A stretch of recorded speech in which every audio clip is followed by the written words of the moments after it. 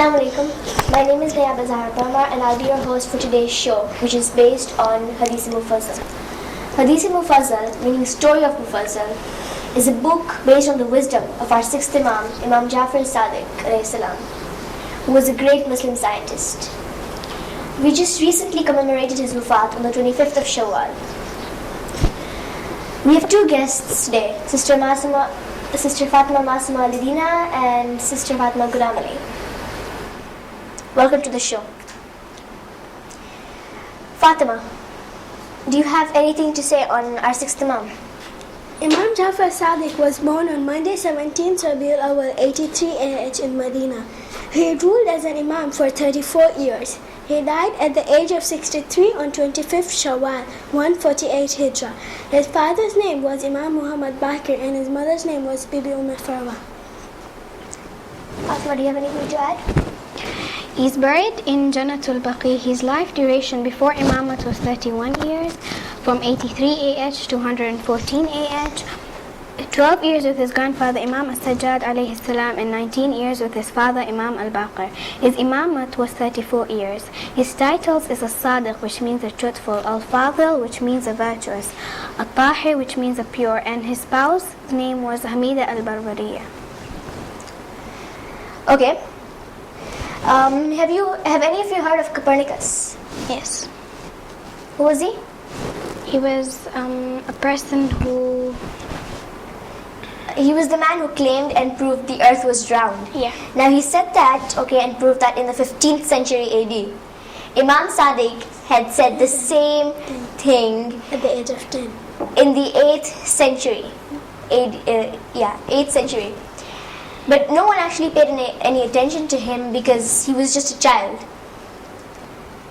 When Imam Sadiq grew up, he too taught many people, just like his father. And the people he taught are well known today, like the father of chemistry, Jabir ibn Hayyan. Sorry, can I add up? Yeah. Like Aban bin Taghlib in Arabic, he was taught by Imam Sadiq in Arabic literature. Humran bin A'yan al-Sha'bani in philology. Zurara bin A'yan in Islamic law. Hisham bin Salim Jawaliqi in Tawheed, and Hamza bin Muhammad al-Tayyar in theology of human freedom and predestination. And Jabir bin Hayyan in mathematics and alchemy, so is considered of as father of chemistry. He's also in Europe known as Geber. So who are all these people? They're students. Yes. Wow, he had so many students, right? Fatima, do you have anything to add on the subjects he taught?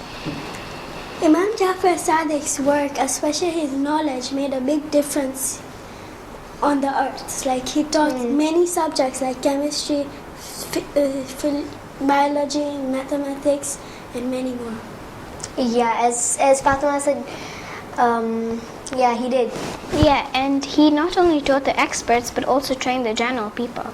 So it is recorded that 4,000 reporters narrated the Holy Prophet's tradition they heard from Imam Sadiq alayhi salam. So do you have any more ways that Imam Sadiq impacted this world? Yes, Imam personally debated with the disbelievers with logical proofs about the existence of God. He opposed the injustice of the oppressors. He supported the weak. Yes. Wow, very interesting, right? Right. One of my favorite sayings is a Muslim always has three characteristics: knowledge about his religion, good management of life, and perseverance in the faces of calamities. This means that when you're a proper Muslim, first of all, you know what being a Muslim is. You know, like, the insides, not only the outsides. Like, you don't exactly know that, okay, fine, everyone knows that Tawheed is Allah is one. But, to go deeper, that's, knowing that is who a true Muslim is. And good management of life, meaning he takes care of himself.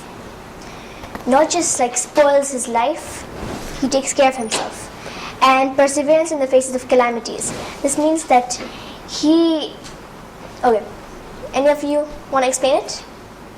Jaffer Sadiq had a lot of patience. Even when he went through a lot, like many people tortured him even, All the But- Imams went through a lot. All the Imams went through a lot, but Imam Sadiq had a lot of patience. Yeah. Perseverance in the faces of calamities is like having patience. You don't just, when someone strikes at you, don't strike back. He's also said a hadith which is, knowledge is a mu'min's friend, politeness is its brother, patience is the commander of his army. You want to go deep on that? Anything to add, like on the sayings? No? Yeah. A person who acts without knowledge is like a traveler on a wrong route. The more he travels, the further he gets from his destination. Can you repeat that? A person who acts without knowledge is like a traveler on a wrong route. The more he travels, the further he gets from his destination. You want to go deep on that? You have to. Like, explain that. Okay. A person who acts without knowledge is like a traveler. So basically, a traveler just goes and he acts. If he doesn't know his route, if like he's going on without his route, he gets far from his destination and then he gets more lost. And so it's basically, if you go without knowledge, you get more lost and you get more questions, but you can't get the answer. True. It's like you don't know much about your religion, that part.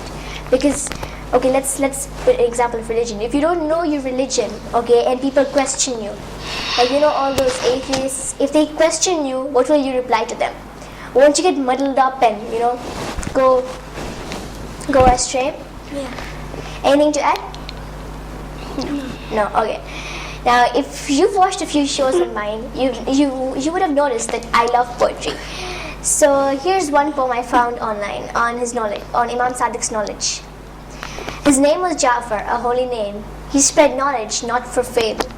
A role model for you and me, he was from the most noble tree. His supremacy I cannot explain, his knowledge is what I have to gain.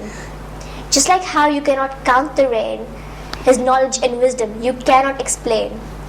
Jaffer Sadiq, excellent in science, Islam and fiqh. Imam Jaffer Sadiq was a very knowledgeable Imam. Our sixth Imam was the second Sadiq of Islam. Master of science and biology, medicine and human psychology, amazing at planets and astronomy, algebra, mathematics and anatomy. An Imam, a mentor, a holy guide. No one can be better than him, no matter how much they try. What do you think of my poem? Very nice. Thanks. So, did you get anything from it? Like, what do you think? What did you learn from this poem? Basically explains how Imam brought the impact on the world. Yeah. And yeah. Okay. Firstly, it said that he didn't spread knowledge just so other people could know him. He spread knowledge for Allah, which is like, yeah. He did everything for Allah. Yes. He was from the most noble tree. That means that, or that showed that, you know, he was from the Ahlul Bayt. He had noble blood in him. His knowledge was really vast. He had So a lot of knowledge. Yes. As I said, that he was the Master of science, biology, medicine, human psychology, planets, And he was astronomy, algebra, mathematics, and anatomy. and yeah, he was the greatest scholar of his time, and he also taught it to others. He didn't keep it by Yeah, himself. he didn't keep his knowledge. He spread it. So, He wasn't selfish with his knowledge. He shared it. exactly. Okay. Do you guys have anything to add on his knowledge? Anything? Okay, then let's go to Hadith of Mufaddal. Fatima. Hadith of Mufaddal is a narration by Imam Jaffer Sadiq to one of his companions, Mufaddal bin Umar. Mufaddal asked Imam Jaffer Sadiq to give him some answers to counter the argument of the atheist who denied the existence of God. Imam narrated to Mufaddal some of the wonders of creation. This narration took place for some days and was written by Mufaddal. Imam said, "O Mufaddal, don't you see that everything, big or small, has been created on a flawless plan?" Okay, now when you said that atheist part, do you know who that atheist was? Yes. He is Ibn Abil Awja. Well, basically, it started one day after Mufaddal. Just fill in the gaps. Like, Okay, so It's actually, I'm saying the beginning how it started. Mufaddal ibn Umar al-Ju'fi al-Kufi reports, one day after the Asr prayers, I sat in the mosque of the Prophet, in the holiest of the spots that is between the pulpit and the Prophet's grave. So I was wondering about the great status, but it was sad the Ummah did not fully appreciate it as I was busy in such thoughts. So you're saying that Mufaddal was sitting in the mosque, okay, and this atheist comes up to him and starts saying that he starts debating, he starts questioning about the faith of Prophet Muhammad. But not exactly. He doesn't question. He was sitting near him in a listening distance, so he could hear what he was saying with his friend. And he was saying that Prophet Muhammad is so good, but I don't think that his creator really exists, and that made him a bit. Yeah, and he went to Imam Jaffer anyone Sadiq. would have done that. Yes. He was actually like arguing over the existence of Allah. Yes. And so they went to, so Mufaddal got really sad at that point, and he went to Imam Sadiq, and then Imam Sadiq said, you should come the next day and I will explain you how to answer him. You know, there were 4 lectures. Yes. It was all the knowledge was divided into 4 lectures. And it took a couple of days for the whole book to get through. Okay. I have some examples on You have some examples? Fatma, you also have, right? Yeah. Okay, let's start. Imam Jaffer Sadiq said, O Mufaddal, just consider the mercifulness of Allah towards animals in giving their bodies a covering with different kinds of hair to protect them against winter hardships. So, okay, an example of that is the polar bear. You know how his fur protects is him really, yeah. You've seen the polar bear, right? Yes. Continue. And Hadith of Mufaddal has some interesting fact, like why is the sea salty? To prevent it from rotting. Why does a giraffe have a long neck? Wait, Fatma, do you know why a giraffe has a long neck? Not really. It has a long neck so it can have food from leaves From and the tall fruit from trees. tall trees. Why does an elephant have a long trunk? Because it has a small neck so that he uses his trunk as a hand to eat and drink. Another question, why is the wax in your ears bitter? To prevent bugs from entering your ears. Similar questions and answers can be found in Hadith of Mufaddal. Fatima, do you have any more questions and answers? Yes. Imam alayhi salam talks about many aspects of the universe. Example, the human baby. It's totally helpless inside the mother's womb, but it's well provided and protected. It has been properly protected from outside accidents that could damage or kill the delicate baby by 3 layers: mother's belly, mother's womb, liquid-filled sac inside the womb. The baby's food needs are supplied from the food eaten and digested in the mother's stomach, and ready-made food is delivered to the baby through the mother's blood to the baby's blood to feed all the fast-growing cells. Also observe, when the baby is born, it doesn't have teeth to chew at all, yet its body energy needs are supplied by fresh, ever-ready supply of mother's breast milk. As the baby grows and needs different types of food, teeth start appearing to help chew.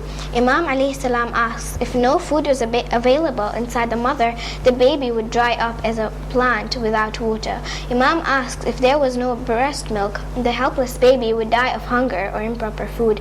Imam asks, if there was no teeth, the baby wouldn't be able to grow. Finally, Imam asks, can all this be just done by chance without an all-perfect, all-knowing, all-powerful designer to provide all the necessary? Allah is really great, right? He has thought of everything. Okay, so now I'm going to tell you my favorite parts. He has said that the 2 hands are for handling stuff, and the feet are for moving around, and the eyes are to see, and the mouth is to take in food, which the stomach digests. So every body part has a specific, purpose. Now, my favorite part is when Imam describes these 5 senses. The eyes are set on the head. You know why? Because so we can see everything. You know how a lamp is set on the lamppost? Yeah. Like at the top, the head of everything. See, now if our eyes were on our feet, it would risk.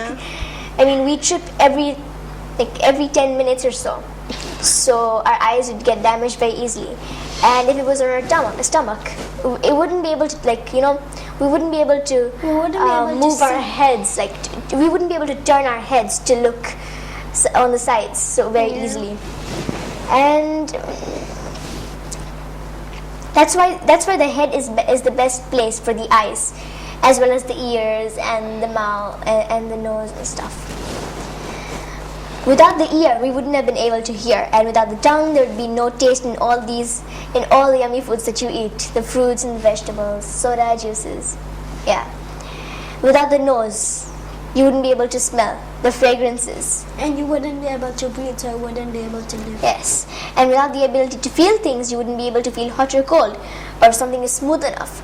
So if you're touching fire, you won't feel the fire until your finger is like completely burnt. Yeah.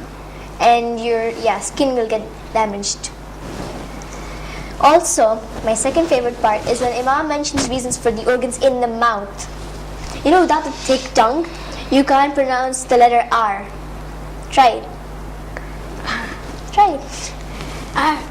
Yeah. See, you need the tongue to pronounce the letter R. The teeth is for like the letter S. See? And without the lips, you couldn't pronounce the letter F. Okay. Benefits of crying. You know, there's the fluid liquid in the brain, okay, which if not drained out, it could end up with a child getting sick, really sick. When a child cries, the fluid comes out from the eye. We call it tears. When the fluid is out, it leaves the child's brain healthy and her eyes brighter.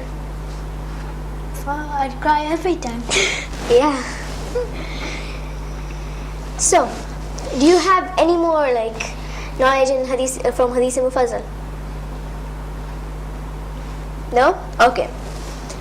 Conclusion? Anything you'd like to say to the viewers?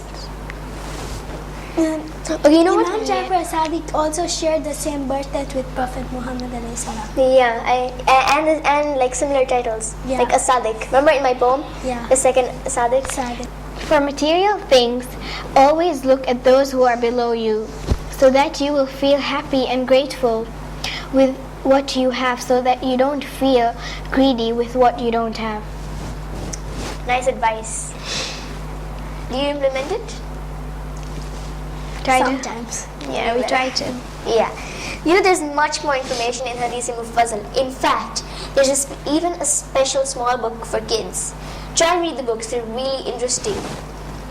There's more than what I've mentioned. There's stuff about dreams, water, air, the sunrise and sunsets, natural disasters, the rest of the animal kingdom, insects, entire human body, injustice, and so much more. You can see that the Imam was very smart and gave us excellent information about the creations of Allah.